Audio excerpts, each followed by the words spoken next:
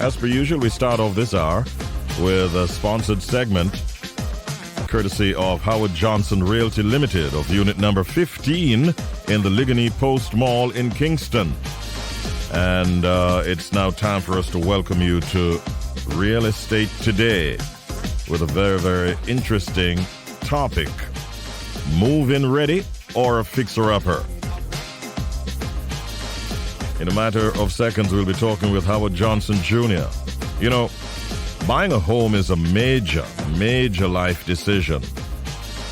Long before you're at the point of viewing various homes for sale, there are some things that you should consider. Should you buy a fixer-upper or a move-in ready home? Howard Johnson Jr. will help us to dissect this subject right here, right now. Morning, Mr. Johnson Jr. Good morning, Richie. How you doing? I'm doing well, man. How yourself? Well, I feel like I do the outside broadcast because I'm actually on site at a location now. Oh, really? Yes, man. We're up and early, man. Up and early. Listeners, note that it might come back at you later on, where we decide to do a giveaway. What date was it that Howard Johnson broadcast real estate live from an outside location? You know. There you go. All right. Well, listen, we have an exciting topic, and we want you to help us to evaluate the pros and cons as it relates to buying whether a move-in ready home or a fixer-upper. What would you say at the very start? Well, you have to determine what it is that you are able to do, because a fixer-upper will require some elbow work and some resources. Move-in ready home, you can just take your clothes and lay down and say, thank you, Jesus. Right? So it all depends on your appetite and what it is that you're wanting to do. And I will tell you that there are many persons who won't mind the fixer-uppers because they get to tailor the property and the space that they're going to occupy to their liking, and not just inheriting something that someone else designed for themselves. So you have the options, but again, it always comes down to the preferences of the buyer. So generally speaking, is a move-in ready home more cost-effective than a fixer-upper? Not necessarily. And again, it depends on what happens. When persons are purchasing, they may put aside some monies to say, I'm going to put down $1 million or $2 million to repaint or to customize the unit. And then again, they may say a unit that is completed, that they have to do none of that.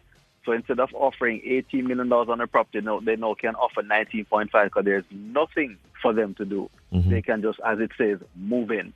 Right, but there are opportunities that exist because persons will know of issues that are within their properties that will have to be addressed and will discount the price upfront for you to take that over, as opposed to them spending the money on it and the time that it will take to do it, and then you're gonna gut it. I will just share quickly that I know of somebody who they were putting their property on the market for sale. They changed out their bathroom, put in a tile and paint the rooms. And the purchaser ended up coming and just digging out every one of the tiles and repainting everything. Really? That's a waste. Yes. Right? That would have been a waste. And you could have said, but if I never do that, I could have just keep that in my pocket, or I could have discount the price for $250,000, something like that. So again, you have to understand what you want out of the property to decide whether or not you want it precisely as what you want, or whether or not you are willing to customize it. Do you find problems developing where the sellers do not declare the extent of the repairs that are needed or required, and that pose some problems? Not just the fact that they don't declare. In some instances, they understate. Oh, just a little drip. When you move in, it's a flood, right? It just need a little touch-up. Or normal, we fixed that already, so it's just that we didn't paint it. And in essence, it was never fixed. So with that in mind, we encourage persons to do their own inspection. You may have a friend, a professional that you know that could do it for either free or, at limited cost. And let them just validate what the issues are and whether or not they are addressed. Because you don't want to buy puss in a bag, as it were, right, and then be left with expending way more money than you expected. What are some with the purchase price? Yes. What are some of the most common home repairs that buyers can expect when they buy a fixer-upper? Roof is a big ticket item. Electricals, plumbing, tiling to some extent, and cupboardry. you will note that from time to time the cupboards look good on the outside, but you pull one drawer and the entire thing collapses because Chichi namming it down. You got it right. Chichi just namming it down. Yeah. But the people take out their knife and fork every day and not realizing that the infrastructure is compromised. And not until everything is gutted out, then you see these things manifesting itself. So you have to do your inspection and make sure that everything is covered. So we really want to emphasize that. Somebody listening to us right now in North America might be thinking of buying a place, and pictures have been sent, but that is not enough. An inspection locally here by someone, a professional, or whether it be a realtor or another professional, it makes a lot of sense, doesn't it?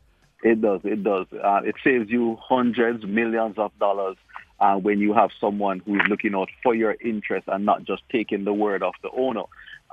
Because the owners, sometimes they're desperate. They just really want to sell. It's almost like a car. You see the car, it's armor all on the tires, the color is there, it's nicely painted. But when you pop the hood, that a lot of persons don't normally do, the engine is in a wreck. Mm-hmm. You need all manner of parts that you don't even know were on cars, right? You hear some terms that you say, what?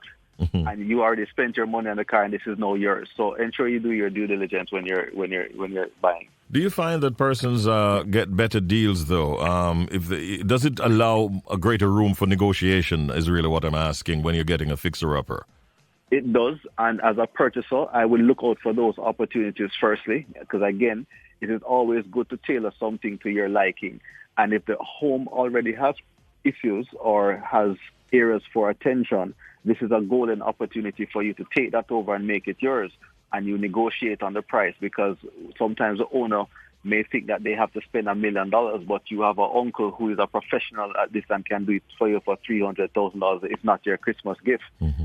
All right, and therefore you're going to save. So you will probably take off that $1 million off the asking price, but then only spend $300,000 to restore it. Therefore, you're netting $700,000 in gain or equity. Yes.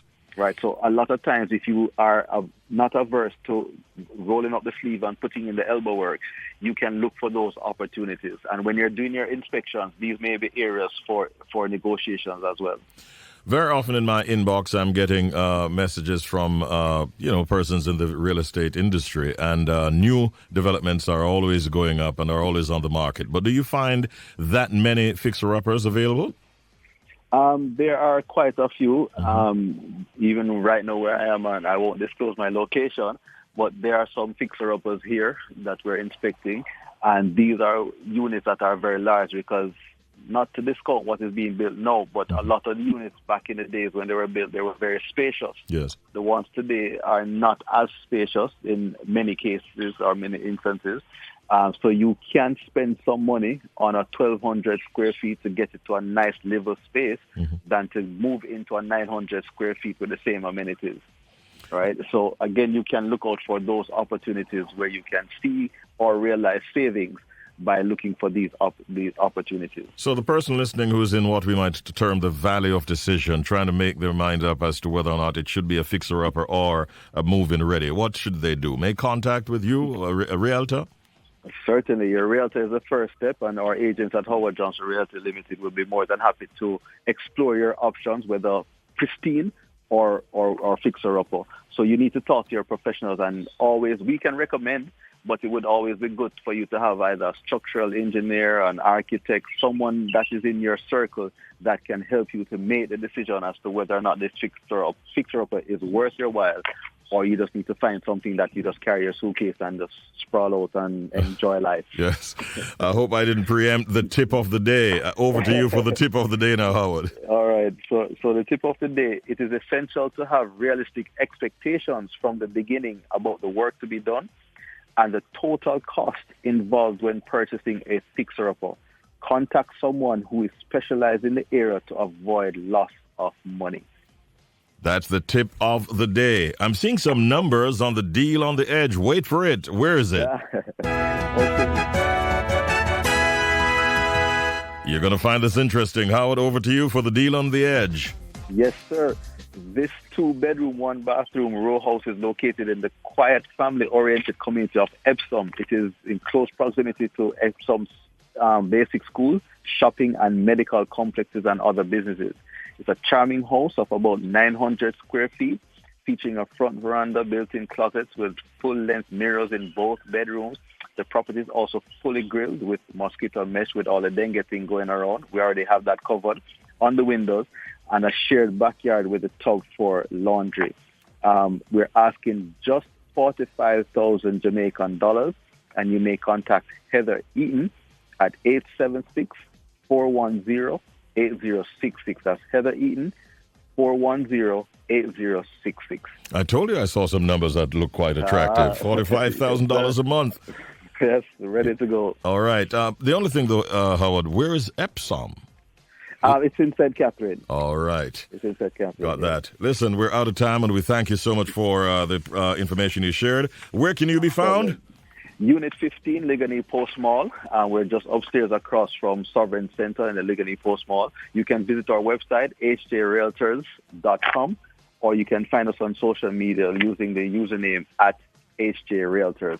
Call our offices at 876-620-1457. Thank you, Howard, for helping us to dissect the whole matter of move-in ready or fixer-up for persons who are thinking of buying a new home. Have a great day and all the best for the week.